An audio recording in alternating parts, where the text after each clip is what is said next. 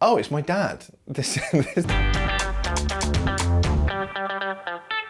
Hello everybody, so today we're going to be doing something that is a little bit topical, that I'm a little bit excited about. Tonight is the new series of His Dark Materials. Now, I was obsessed with the last series, it's really, really good. Super excited for the new one, but it was a while back and my memory's not great. So I thought it would be fun to see what I can remember about the main characters from the TV show. And then maybe I can take a look at the wiki and actually be refreshed on what it's really about. But you know, maybe even this will help trigger some memories so that I know what's actually going on when it comes to watching it tonight. This is one of my daily videos I'm doing through lockdown 2. I sort of explained what I'm getting up to in yesterday's video, if you wanted to go and watch that. And where I also apologise for that god-awful trailer. Don't watch that. Don't watch that. But yeah, so go watch those if you need catching up. Otherwise, let's get down to it, shall we? So His Dark Materials is a BBC television adaptation of the His Dark Materials trilogy by Philip Pullman. It's already been tried once before by Hollywood, and it was a movie called The Golden Compass. I don't remember when it was released, but it was a fair few years ago now. That was originally planned to be a series, never got made. So now it's on TV. And the series is like so good, you guys. You have to watch it. I guess you could probably watch it on iPlayer. I don't know if that means it's also on BritBox. I should say now, I'll be doing this having not seen that movie starring Daniel Craig and Nicole Kidman, nor having read the books. I got like halfway through the first one or something like that when I was a lot younger, and I keep meaning to have picked them up in my adult life, and I just never have because I don't read as much as I wish I did. I wish I read more. But this TV series, honestly, very good. But I'll be coming at this from an approach of only knowing who they are and what they've got up to in Series 1 of the BBC adaptation, His Dark Materials, based on the books by Philip Pullman, which I highly recommend watching. So, now that I've got all of my waffle out the way, let's dive in, let's get to it. I've got pictures saved, they'll be popping up where I can't see them, but I'll put them somewhere for you to see. Let's just get on it. Oh, okay, so that's Lyra. Lyra being the main character. And honestly, I think that she's played by Daphne Keane in this TV series, and I think she's doing a bang-up job. Like, having not read the books or anything like that, I really, really love her portrayal of the character. And I also think she's just a really good little actress. Like, there are some moments in it where she's just really, really great. And she, like, played off really well of Mrs. Coulter as well. Oh, but we'll get to her, I'm sure. But, so, what can I remember? She was raised without parents. This is obviously going to have spoilers, by the way. This video is going to be chock full of spoilers. But she was raised without parents at a college, and she has uncovered all these secrets about other children being kidnapped and stuff like that. And then she gets kidnapped herself, and she meets a bear. Yeah. So I know that is Lyra. She's like the main character. I could like go on and on and on about how cool she is and how much I like her, but she can also read this like little machine called an alethiometer, and it looks like a golden compass, hence the name of the first book, The Golden Compass. And if you know how to work it and how to read it, it can answer any question. And supposedly it takes years and years and years of study to be able to understand, but she got it like that. So like she's clearly got some kind of special protagonist powers. This is Costa.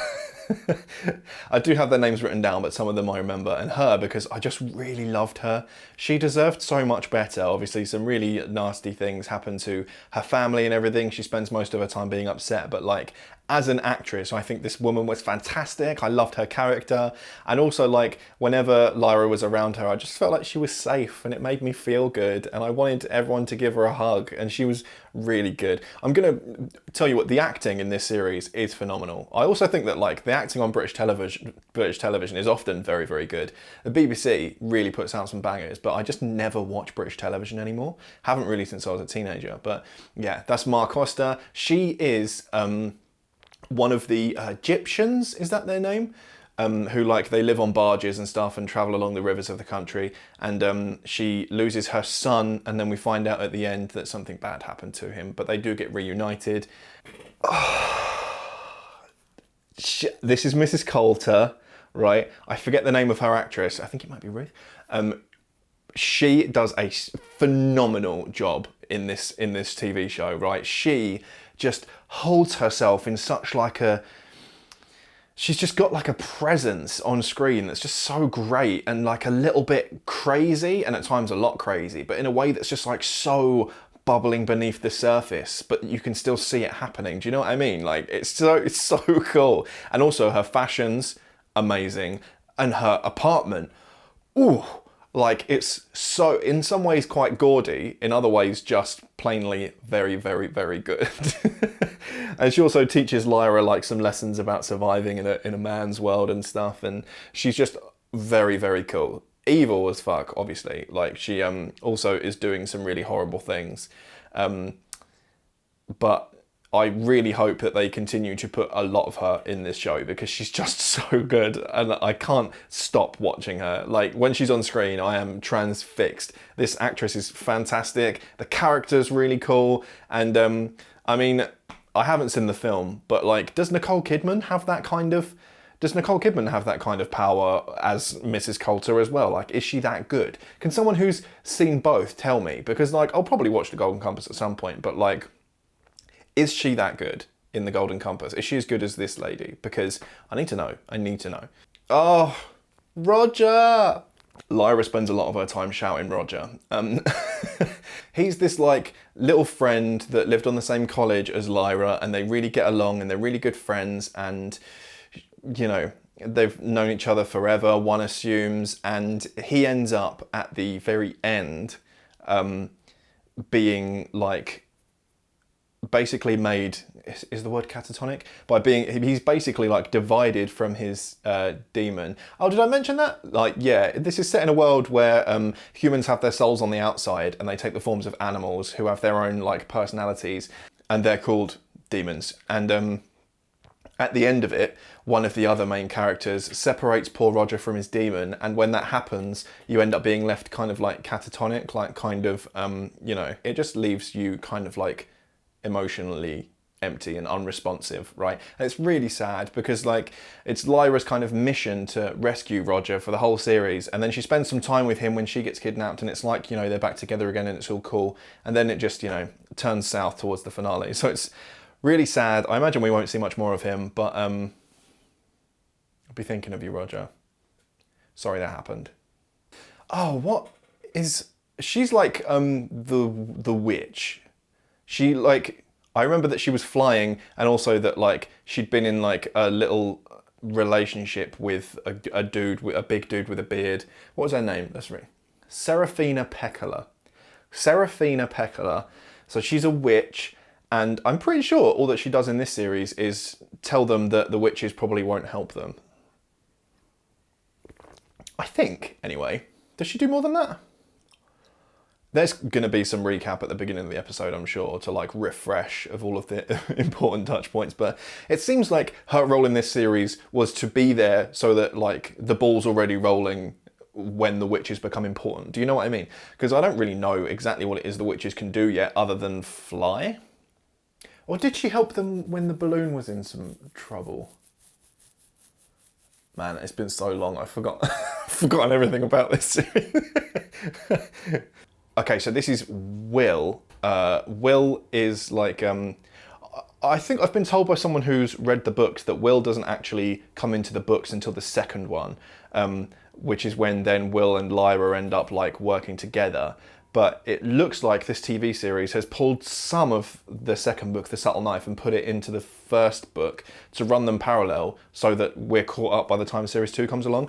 Because he's like in series 1 quite a lot, but in a kind of like chopped up through line, kind of a little bit of information here and there kind of way. And you see like him and his mum and how his dad has gone away and stuff like that, and he's into like boxing and stuff. Or was he into it, or were they just doing it because it was at school? Anyway, he's like, you know, pretty cool, seems to have a solid head on his shoulders, but he doesn't really do a lot character wise. He just seems to be pretty sad. He ends up finding a portal between worlds at the end when he's running away to protect the documents he's got about his dad, because people were coming to Will's world to try and get those documents his dad had, because his dad was also traveling between worlds but never ever told anyone. So yeah, there's a good reason that I'm not recapping the whole plot, because I don't remember the important bits. So let's just talk about the characters, right? Okay, so this is Will's dad. I forget his name. John Parry. And I think there's a little bit of subterfuge at the beginning where you like see pictures of him and you don't really know who he is, and then they're talking about Will's dad, and then it turns out that these two are the same guy and it's Will's dad. But he was like doing some research up in the North Pole or something, and it sounds like he managed to get through to another world. Because also on the other side, in the other world, there are pictures of him and he's got a demon. But people from Will's world don't have demons. Will's world is like our world, right? Like where we just don't have that. And so it seems like somehow he got through to the other world and he also got his own demon. So I guess maybe that means Will will get one. But there's not really a lot of information about him yet, other than that like Will's mum just like really loves him to pieces and says that he's super fantastic, like an angel. But yeah, I guess because we haven't seen anything from him yet, I don't really have much of an opinion on him. But oh, so this is Will's mum. I don't remember what her name was, but she is so good. Like the actress playing her is really good, and the character of Will's mum she's quite mentally ill. I think maybe she has some kind of anxiety disorder or something like that. It makes her quite panicked, quite paranoid, and so you know, she's often coming to Will's school to try and like find him and talk to him about the things she's worried about, which is a source of embarrassment for him. Like it's a really tough storyline. But she's so good. Like she does it in a way as well that's just like very empathetic. Like at no point do you lose patience with her character or anything like that. Do you know what I mean? And you really feel for her and worry about her, because there are a couple of times where there are people watching the house and she's in it and she's cottoning on, but obviously because she's always quite paranoid and stuff, people are dismissive of the fact that she thinks that there are people, you know, watching the house, people that want the dad's documents or whatever. I am 85% certain that she didn't die, because I feel like I would have remembered that as a really horrible emotional moment, because she doesn't deserve it. She deserves all of the hugs. She deserves all of the good things to happen. If she'd have died, I would have been absolutely miserable, because she's just so lovely and played so well as well. And I just want her to succeed and have everything she ever wanted. Although, you know, that would probably mean having her husband back, and I think they've established he's dead. I'm not sure though. Love you. Oh, this is the big old dude that is, when he was younger, he was in love with the witch. You remember the witch? And they have these like cute moments where they're talking to each other, because I think that the Egyptians, he's one of the Egyptians, need the help of the witches, so then they get him to talk to his old flame to be like, love, you've got to help us. Remember that we were in love. Remember, you know, like tug on the heartstrings and be like, you've got to help us. I don't remember how that went, but he's very much like, I know he looks like it as well, but he's kind of very much like a Hagrid character to Lyra, as far as I remember, like being kind of a bit stoic, but also a bit cuddly, like a bit nice. And I really liked him. I hope he's okay. I don't remember what happened to him either. Oh, so this is, Lee Scorsby. I have mixed feelings about Lee Scorsby. So he's played by Lin-Manuel Miranda, and kind of really uncool.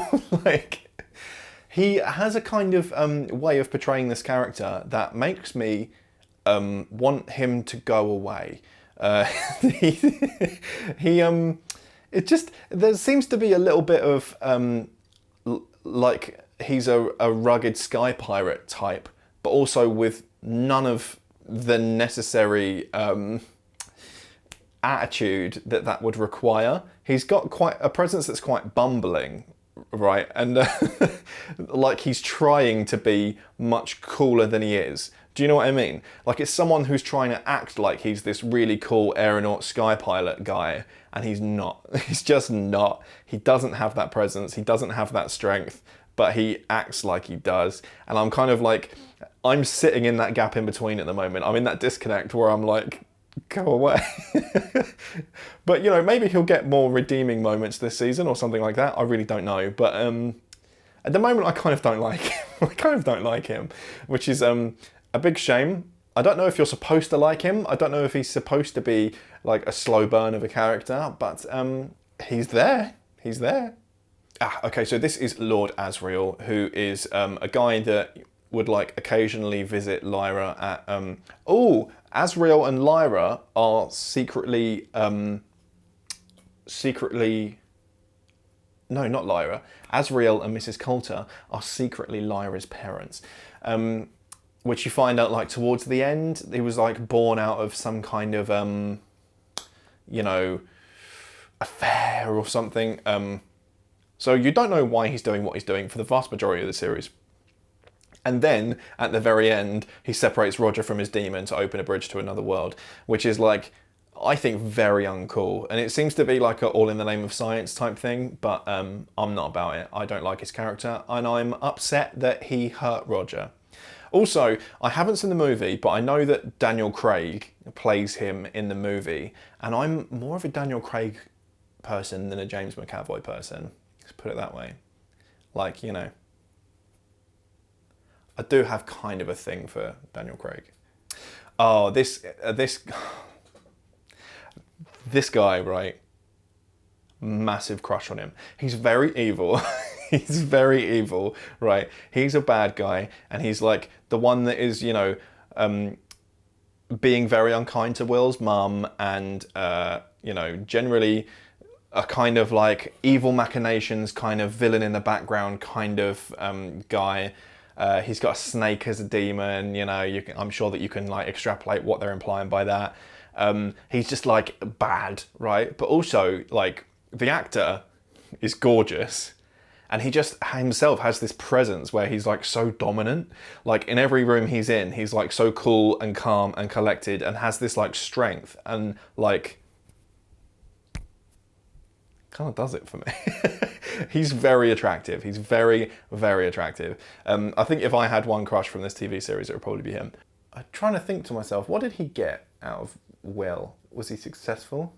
You know, I don't remember. I'm going to get a lot from the little 5-minute recap they're going to do at the beginning of this first episode, I can tell you that. Oh, it's my dad. This is Yorick Bernison, I think was his name. Big Bear. He is very cool and protective and big and cuddly, and also he's got a very deep voice, and he's just really cool. Like, I want a giant armoured polar bear for me. I need one. I need one for me. He's cool, and I just, yeah, I hope that there are more armoured bears, but I'm sure that the budget for the entire project through to Series 3 probably spent most of their money on these bears. The bear CGI, right? So that is basically kind of what I remember about the characters from season 1 of His Dark Materials. My Twitter and Instagram are both JTurn with a 7 instead of a T, and if you want to keep in touch, I guess see you tomorrow. Okay, bye.